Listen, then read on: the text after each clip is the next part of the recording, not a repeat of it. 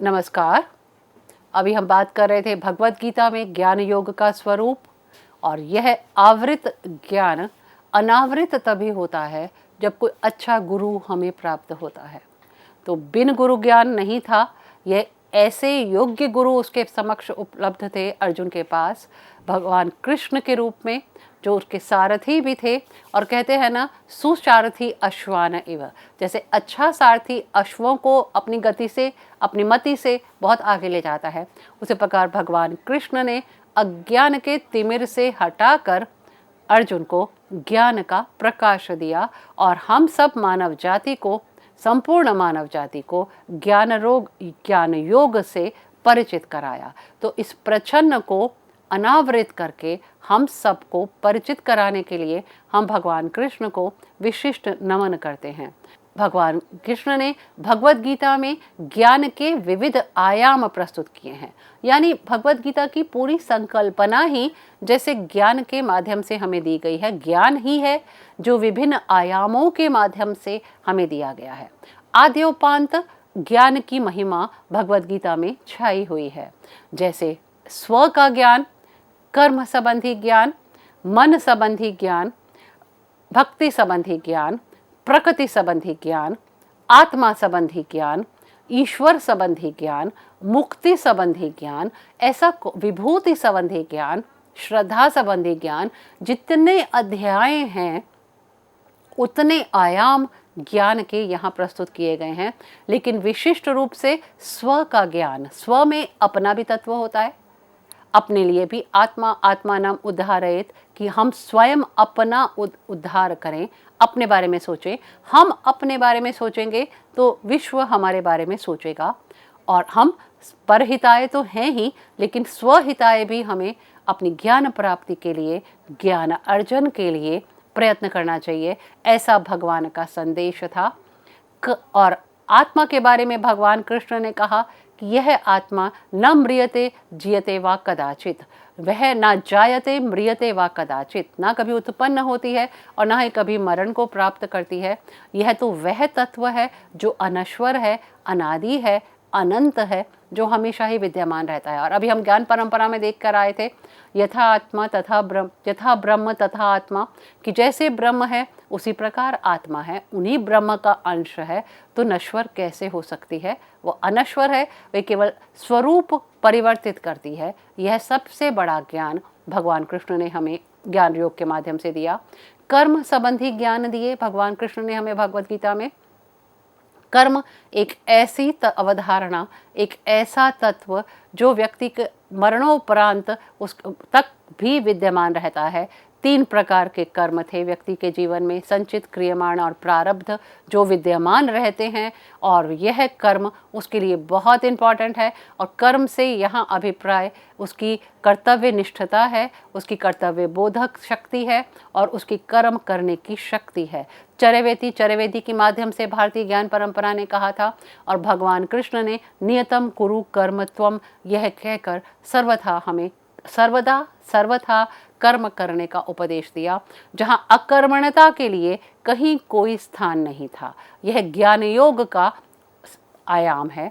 और इसके अतिरिक्त मन संबंधी ज्ञान भगवान कृष्ण ने जो हमें दिया, चंचलम ही मना कृष्ण, मनः संयम में, मनः इंद्रियाणी संयम में, मन और सभी इंद्रियों को संयमित करके, क्योंकि मन भी एक इंद्रिय है, बहुत पावरफुल इंद्रिय है, बहुत सशक्त इंद्रिय है, जिसके द्वारा हम यहाँ बैठे हुए भी कितने ही विदेशों का भ्रमण कराएंगे, कितने ही बातों को कर लेंगे और कितने ही तथ्यों को समझ लेंगे, लेकिन उसको नियंत्रित करना, कंट्रोल करना, मन को कंट्रोल करना सबसे ज़्यादा इम्पॉर्टेंट है। यह ज्ञान, यह महत्वपूर्ण तथ्य भगवान कृष्ण ने अपने मुखारविंद से हमें प्रदान किया।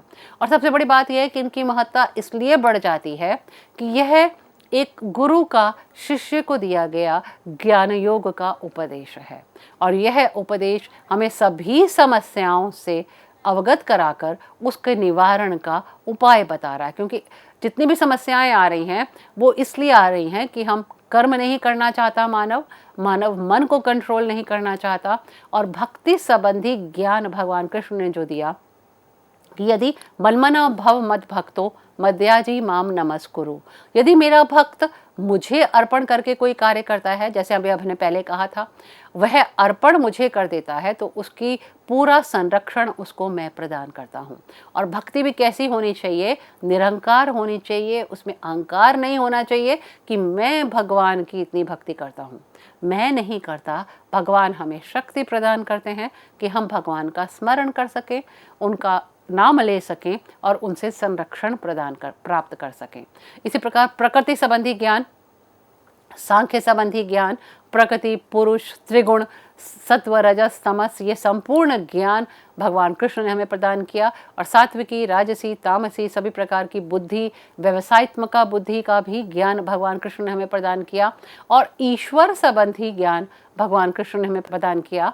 ईश्वर सर्वभूतानां हृदय देशे अर्जुन तिष्ठति। ईश्वर सभी प्राणियों के हृदय में, हे अर्जुन, विद्यमान रहता है। कहाँ विद्यमान रहता है? अब एक सामान्य सा बालक भी हमसे पूछ लेता है, हम लोगों से जो अब हम थोड़े बड़े हो गए हैं उम्र में, पूछ लेता है कि ईश्वर को क्या आपने देखा है? ईश्वर कहाँ रहता है? तो सबसे बड़ा आंसर भगवान कृष्ण ने उत्तर दिया है, ईश्वरा सर्वभूतानां हृदय देशे तिष्ठति। ईश्वर सभी प्राणियों के हृदय में विद्यमान रहता है। आप झांक के तो देखिए, आप अनुभव करके तो देखिए, आप उसकी शक्ति को पहचान कर तो देखिए, आप उससे किसी चीज़ की अनुकंपा मांग के तो देखिए, वह स्वयं आकर किसी न किसी रूप में आपकी सहायता करता है। तो यह सबसे बड़ा उत्तर है जो हम अपनी भावी पीढ़ी को दे सकते हैं, क्योंकि भावी पीढ़ी केवल तर्कों पर आधारित है। हमारा युवा हर चीज़ में तर्क मांगता है, तो उस युवा को यह कहने की आवश्यकता है कि दरवाज़ा खोलकर सूर्य के दर्शन करो सुबह, रात में चंद्र के दर्शन करो। सुबह दरवाज़ा खोलते ही यदि हमें एक नया पुष्प खिला हुआ मिलता है तो यह ईश्वर की सत्ता का सबसे बड़ा प्रमाण है। और इसी प्रमाण को लेकर आज का युवा आगे बढ़ सकता है और विभिन्न प्रश्नों के उत्तर जो उसके हृदय में विद्यमान हैं वह तर्कों के माध्यम से औरों को भी समझा सकता है। और एक भगवान कृष्ण ने दिया मुक्ति संबंधी ज्ञान कि सर्वधर्मान परित्यज्य माम एकम शरणम व्रज। सभी धर्मों को छोड़कर मेरी शरण में आ जाओ। अहम त्वाम सर्व पापेभ्यो मोक्षयिष्यामि मा शुचः। मैं तुम्हें सभी पापों से छुड़वा दूंगा। माँ शुचा, किसी प्रकार का शोक मत करो। तो ये सभी ज्ञान, सभी आयाम भगवद गीता में ज्ञान योग के माध्यम से हमें प्रदान किए गए हैं। क्योंकि एक सामान्य मानव इस संसार में जो रहता है विभिन्न समस्याओं से उलझता रहता है। उसको यदि सही ज्ञान मिल जाए तो वह उन समस्याओं से बहुत जल्दी ही पार पा सकता है, उन समस्याओं का समाधान खोज सकता है। यह सोचकर भगवान कृष्ण ने कर्म का भी ज्ञान दिया, आत्मा का भी ज्ञान दिया, भक्ति का भी ज्ञान दिया, ईश्वर संबंधी ज्ञान भी दिया और मुक्ति संबंधी ज्ञान भी दिया। क्योंकि आज का मानव ये भी बार बार प्रश्न उठ रहे हैं कि हम मुक्ति क्या होती है, मोक्ष क्या होता है, जो भी जीवन है वो तो यही है। ऋणम कृत्वा धित्रम पिबेत, ऋण करके भी घी पिया जाए, ये चार्वाक की अवधारणा है। लेकिन भगवान कृष्ण ने कहा तुम सभी चीज़ों को छोड़कर, सभी तर्कों को छोड़कर, सभी विभ्रमों को छोड़कर, सभी भ्रमों को छोड़कर, जो जो मिथ आपके जीवन में है उन सभी को छोड़कर माम एकम शरणम व्रज, तुम मेरी एक शरण में आ जाओ, मुझ पर अपने सारे कार्य अर्पित कर दो।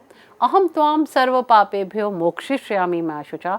मैं तुम्हें इन सारे तर्कों वितर्कों, सभी पापों, सभी विभ्रमों से छुड़वा दूंगा। माँ शुचा, चिंता मत करो। तो भगवान कृष्ण भी आश्वासन देते हैं, सांत्वना देते हैं, ज्ञान के माध्यम से प्रेरणा देते हैं। ज्ञान देते हुए वो हमें मोटिवेट करते हैं कि तुम अपना कार्य ईमानदारी से करो, अपने कर्तव्य का पालन करो, अपने धर्म का पालन करो। जो जो तुम्हें ड्यूटी दी गई है, जो जो कार्य दिया गया है उसको करो, उसमें किसी प्रकार का क्षय ना हो। ईश्वर का स्मरण करो और ईश्वर पर कार्य अर्पित करके करो और अपने सभी में सम दुख सुख क्षमी, सभी सुखों में सभी दुखों में समान रहो। लाभा लाभौ जया जयो, लाभ हानि जय जय में, जय पराजय में शांत रहो। किसी प्रकार का उद्वेग या किसी प्रकार की उद्विग्नता नहीं लाओ। सुख में बहुत अधिक सुखी और दुख में बहुत अधिक दुखी मत हो, तभी तुम स्थित प्रज्ञ कहलाओगे, तभी तुम्हारी ये बुद्धि स्थिर रहेगी। और भगवद गीता में न केवल ज्ञान दिया गया, अपितु ज्ञान प्राप्ति के उपाय भी बताए गए हैं। सबसे पहला उपाय यह है विहाय कामान या सर्वान, जो सभी कामनाओं को छोड़कर, विहाय का अर्थ है छोड़कर, जो पुमान जानती विस्पृहा, जो व्यक्ति बिल्कुल निष्प्रिय हो जाता है, इच्छा रहित हो जाता है, निर्ममो निरंकारा सा शांतिम अधिगच्छति, निरंकार है, अहंकार रहित है, वही परम शांति को प्राप्त करता है। और प्रजहाति यदि कामान सर्वान पार्थ मनोगतान, और जब वह हे पार्थ सभी प्रकार की मनोगत कामनाओं को छोड़ देता है, तो वो आत्मा में ही अपने आप को ढूंढता है और स्थित प्रज्ञस्तद उच्यते, स्थित प्रज्ञ तब वो कहलाता है। स्थित प्रज्ञ कौन होता है? जिसकी बुद्धि बहुत स्थित होती है। प्रज्ञा मतलब बुद्धि, जिसकी बुद्धि स्थित होती है, विचलित नहीं होती, बार बार भ्रमित नहीं होती, जो कंफ्यूज नहीं होता, सामान्य भाषा में बोलें, जिसको विकल्पों में नहीं विभ्रमित हो जाता, जो A option, B option, C option नहीं ढूंढता, एक ही में स्थिर रहता है, वह सबसे अधिक ज्ञान प्राप्त करा हुआ व्यक्ति माना जाता है। और ब्रह्म अर्पण, ब्रह्म को अर्पित करके ब्रह्म में ही जब हम कार्य को करेंगे तो उसकी जिम्मेदारी उसी की, ब्रह्म की ही हो जाती है, ईश्वर की हो जाती है कि वो हमें फल भी प्रदान करे। और एक हम उसको कैसे प्राप्त करें? तद विधि प्रणिपातेन परिप्रश्नेन सेव्या, एज इट इज नहीं स्वीकार कर लें, हम उसको परिप्रश्नेन, परिप्रश्नेन मतलब बहुत सारे प्रश्न कर कर, जैसे अर्जुन, पूरी गीता में अर्जुन और कृष्ण का संवाद चला है, अर्जुन प्रश्न करता जा रहा है और कृष्ण उसका उत्तर देते जा रहे हैं। कितनी बार शंकाएं उत्पन्न हुई हैं, शंकाओं में से भी शंकाएं उत्पन्न हुई हैं और कृष्ण उसके प्रत्येक शंका का समाधान करते जा रहे हैं। तद विधि, कृष्ण ने ही, भगवान कृष्ण ने ही उपाय बताया, उस ब्रह्म को कैसे प्राप्त करो। विधि मतलब जानो, प्रणिपातेन, उस पर बहुत अधिक श्रद्धा रखकर, प्रणिपात करके, उनको नमन करके, उदंडता से नहीं, नमन से, और परिप्रश्नेन, बार बार प्रश्नों से, और सेव्या, और सेवा करके, सेवा से हम उस ज्ञान को प्राप्त कर सकते हैं। उपदेक्ष्यन्ति ते ज्ञानम ज्ञानिनः तत्वदर्शना, और इसलिए वो तुमको उपदेश देंगे, जो तत्वदर्शी ज्ञानी हैं वो उस ज्ञान को तुम्हें उपदेश देंगे, और वही ज्ञान मैंने तुम्हें बताया है। और ये ज्ञान वह ज्ञानम है, सर्वम ज्ञानम लवेन इव वृजिनम संतरिष्यसि। हे अर्जुन, हे परंतप, हे कुंती पुत्र, सभी ज्ञानों के इस प्लव से, इस संग्रह से जितने पाप हैं वो सारे के सारे नष्ट हो जाते हैं। लेकिन सबसे पहले सभी इंद्रियों को, मन को और सभी तत्वों को हमें बहुत अधिक सुनियोजित करना है, और सुनियोजित कर कर ज्ञान की अग्नि जो है उसमें तप्त करना है, तभी ज्ञान के प्रमुख तत्व हमें प्राप्त हो पाएंगे। तो मैं सारांश रूप से बोलूं तो भगवान कृष्ण ने ज्ञान प्राप्ति के उपाय बताए हैं। इंद्रिय निग्रह, मन की शुद्धता, बुद्धि की स्थिरता और शुद्धता, और ईश्वर पर मन को स्थिर करना, ईश्वर पर अटूट विश्वास कि जो तुम करोगे ठीक करोगे। ये अटूट विश्वास बहुत ज़रूरी है। और जब हमारा विश्वास डगमगा जाता है तो ईश्वर भी हेल्प करने में, हमारी सहायता करने में डगमगा जाते हैं। क्योंकि जो जितना अधिक अटूट विश्वास रखता है, अटूट भक्ति रखता है, ईश्वर भी उस पर अपनी पूरी आंख रखते हैं, पूरी नियंत्रण रखते हैं, और जहाँ कहीं भी वो विचलित होता है उसको सहारा देते हैं, उसको संबल प्रदान करते हैं। और ईश्वर पर विश्वास बहुत अधिक अनिवार्य है। ये भगवद गीता के श्लोक हमें बार बार कहते हैं। और मई संन्यस्य कर्माणि, जो मुझ पर अर्पित करके काम करते हैं, मैं उन्हीं की चीज़ों को आगे बढ़ाता हूँ, और जो मुझ पर विश्वास ही नहीं करते उनकी चीज़ों को मैं आगे नहीं बढ़ाता, उनके कार्यों को मैं आगे नहीं बढ़ा रहा। तो ईश्वर पर विश्वास उन्हीं को है। बार बार हम आरती में भी गाते हैं, तेरा तुझको अर्पण क्या लागे मेरा।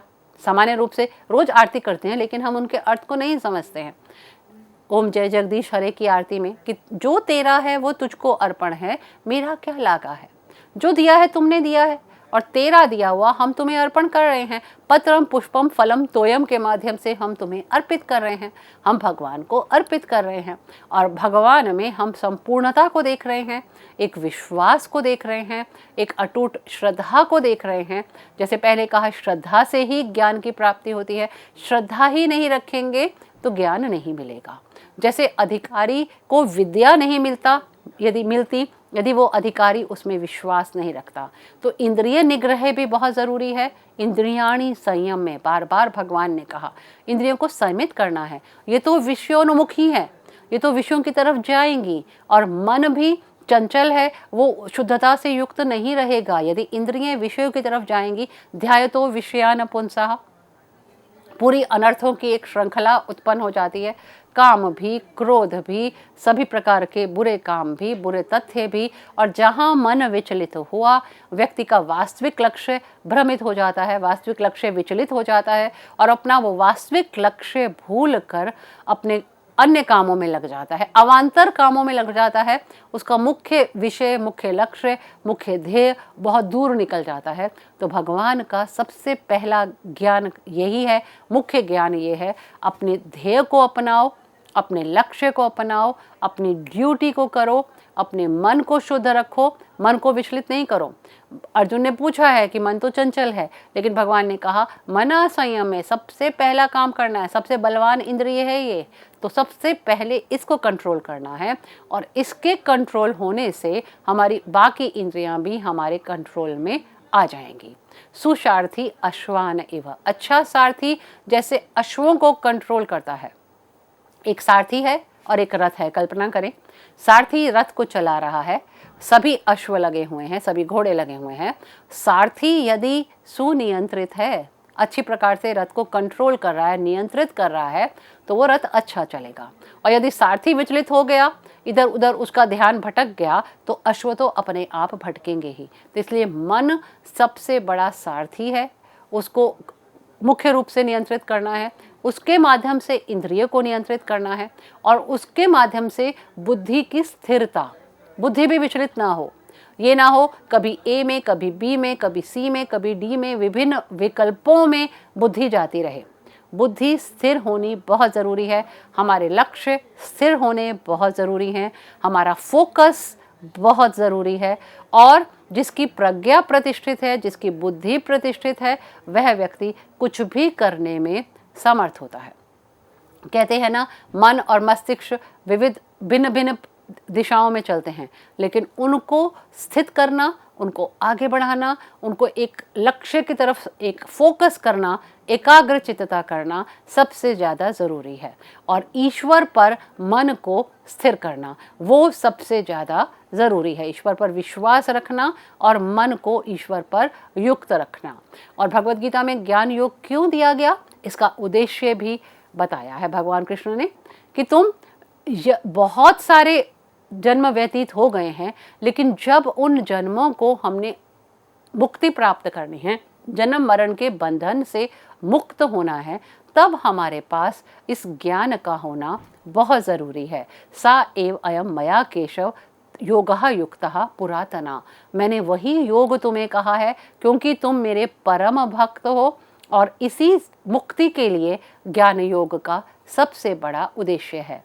जन्म कर्म च दिव्यम एव, संपूर्ण ये तथ्य इस बात को द्योतित करते हैं कि वीत राग भय क्रोधा यत मया माम उपाश्रितः, कि ये सारे तथ्य, ये सारी विशिष्टताएं, ये सारे तथ्य तभी हैं जब हम ज्ञान को अर्जित करें, ज्ञान की बात समझें और ज्ञान पर अवस्थित चेतसः, ज्ञान पर मन को बिल्कुल अवस्थित कर दें, बिल्कुल फोकस कर दें, और उस ज्ञान पर मन को फोकस करें जो हमें जन्म मरण के बंधन से मुक्त कर देने वाला है। पुनर्जन्म इति, पुनर्जन्म जहाँ नहीं है, जहाँ जन्म मरण का बंधन समाप्त हो रहा है, वह मुक्ति की प्राप्ति, मोक्ष की प्राप्ति, जो हमारे दर्शन का विशिष्ट लक्ष्य है, हमारे सभी दर्शनों का लक्ष्य है। और भारतीय दर्शन मोक्ष पर विश्वास करता है, मोक्ष को मानता है। और ज्ञान योग का उद्देश्य सबसे बड़ा यह है, ज्ञानेन तु यत् ज्ञानम तेषाम हम वर्णित करेंगे, उसी सब को हम अपने तथ्यों से वर्णित करेंगे। और यहाँ भी जो भी मार्ग बताया गया है वह सब इसलिए है ताकि व्यक्ति ब्रह्मणि ते स्थितः, उस ब्रह्म में ही स्थित हो जाए, जन्म मरण के चक्र से दूर हो जाए और जन्म मरण के चक्र से दूर होता हुआ मोक्ष को प्राप्त करे, पुनर्जन्म ना प्राप्त हो। और ज्ञान से जो ज्ञान और तथ्य प्राप्त हो रहे हैं उन तथ्यों को समझना, करना और आगे बढ़ना बहुत अधिक ज़रूरी है।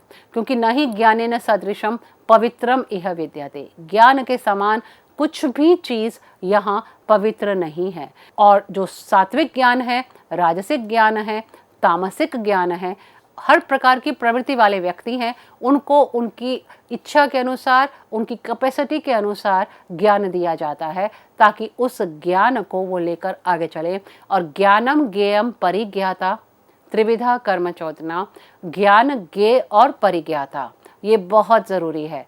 ज्ञान भी होना चाहिए, ज्ञान योग्य वस्तु भी होनी चाहिए और समझने वाला भी बहुत अधिक निपुण होना चाहिए। और जो इस बात को समझ लेता है वो सर्वभावेन परंतप वो सर्वभाव से मुझ में समाहित हो जाता है। अब आते हैं इस बात पर कि वर्तमान समय में ज्ञान योग की क्या आवश्यकता है। क्योंकि गीता त्रिकालातीत शास्त्र है, तीनों कालों पे चलने वाला है। वो भूतकाल में भी हमारे लिए उतना उपयोगी था, वर्तमान में भी उतना उपयोगी है और भविष्य में भी उतना ही उपयोगी रहेगा। और भगवत गीता जैसा शास्त्र यदि ज्ञान योग का उपदेश दे रहा है तो भगवान कृष्ण ने उस महाभारत युग में वर्तमान समय में आने वाली सभी समस्याओं को देख लिया था, परख लिया था और उनका समाधान प्रस्तुत करने के लिए ज्ञान योग का उपदेश हमें प्रदान किया है। और ज्ञान योग के उपदेश में उन्होंने सबसे बड़ा कहा कि जब ज्ञान और विज्ञान का सामंजस्य हो जाएगा तो वर्तमान युग में हमारे ज्ञान योग का सबसे बड़ी उपलब्धि होगी। हमारा सबसे बड़ा श्रेय यही रहेगा भगवत गीता का कि ज्ञान और विज्ञान का सामंजस्य हो जाएगा, यानी पुरातन और नवीन का सामंजस्य ही सबसे ज़्यादा ज़रूरी है। उद्धरेत आत्मा आत्मानम ना आत्मानम अवसादयेत, अपने आप को उद्धरित करो, आगे बढ़ाओ, अपने आप को नीचे मत दिखाओ। क्योंकि आत्मेव आत्मन, तुम ही अपने बंधु हो और तुम ही अपने शत्रु हो।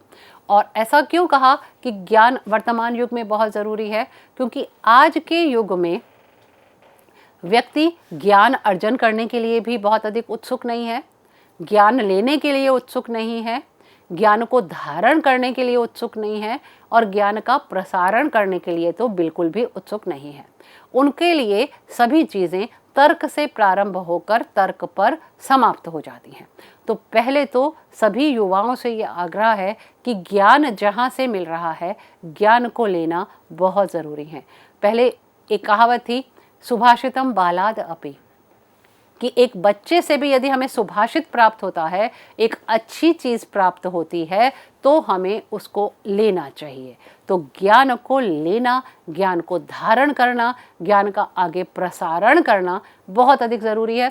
वही हमें आदर दिलाता है। और संभावितस्य च अकीर्ति मरणात् अतिरिच्यते, और एक संभावित व्यक्ति के लिए अकीर्ति, अपयश उसके मरण से भी बहुत अधिक बढ़कर है। तो यदि कीर्ति प्राप्त करनी है, यश प्राप्त करना है, आगे बढ़ना है, आज के युवा को अपने देश और अपने राष्ट्र, अपनी संस्कृति की ध्वजा आगे फैलानी है, तो ज्ञान तो प्राप्त करना पड़ेगा। अपनी पुरानी ज्ञान परंपरा को आगे ले लाना पड़ेगा और अपनी सारी कुंठाएं, सारे भ्रम एक साइड पर रखकर, एक तरफ रखकर ज्ञान प्राप्ति के लिए आगे बढ़ना होगा। और ज्ञान प्राप्ति के लिए आगे बढ़ना इसलिए होगा कि न ही ज्ञाने न सदृशम पवित्रम इह विद्यते, ज्ञान के समान कुछ पवित्र यहाँ विद्यमान नहीं है, कुछ सर्वांगीण यहाँ विद्यमान नहीं है, कुछ संपूर्णता यहाँ विद्यमान नहीं है। ज्ञान होता है तो हम उसको आगे की तरफ ले जाते हैं। और आज के युवा से यह भी सबसे बड़ा आग्रह है कि ज्ञान अर्जन भी करें, उसको प्रसारित भी करें और उसको धारण भी करें। जो अच्छी बात पता लगे उसको धारण करें, उसको तर्कों पे नहीं जाएं, भगवत गीता जैसे शास्त्र की मान्यताओं को माने, आगे बढ़ें। पूरा विश्व भगवत गीता को अपना सर्वश्रेष्ठ ग्रंथ मान रहा है, तो हमारे भारतीय युवक भी उसको मानकर आगे बढ़े।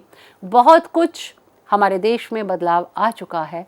आज का युवा बहुत जागृत है, और जैसे विवेकानंद जी ने कहा था कि आयु सोच का काम करती है और युवा शक्ति उसको क्रियान्वित करती है।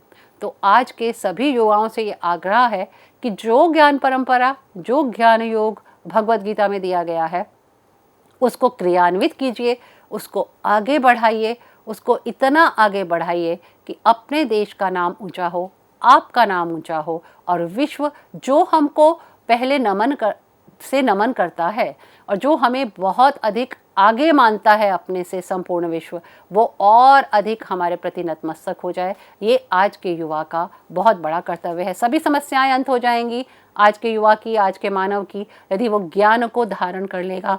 तभी भगवान कृष्ण ने कहा, ईशा ब्राह्मी स्थिति प्रार्थ न एशाम प्राप्य विमुह्यसी। यह ब्राह्मी स्थिति है जिसको प्राप्त कर कर तुम विमुह्य नहीं होगे। और भारतवर्ष के विषय में तो कहा गया है, यद यद आचरति श्रेष्ठा तत् तत् एव इतरे जना। भगवद गीता में कहा गया, जैसा जैसा श्रेष्ठ लोग आचरण करते हैं वैसा वैसा इतर लोग आचरण करते हैं।